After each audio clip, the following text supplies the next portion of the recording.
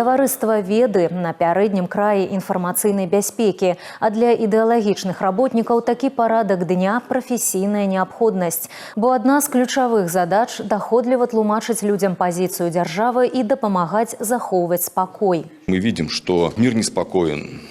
Ситуация на Ближнем Востоке, события на Украине, милитаризация, которая происходит в странах Европейского Союза, вопросы, связанные с деятельностью НАТО, Соединенных Штатов. Это все проецируется на экономические события. И гонка вооружений, которая нарастает сегодня, и вопросы, связанные с необходимостью обеспечить безопасность внешнего контура, безопасность границ. Несмотря на турбулентность, на проблемы, которые возникают в современном мире, наша задача сохранять спокойствие, уверенность в завтрашнем дне. У эпоху информационной борьбы наиважнейшая задача – доносить до громадян объективную картину свету.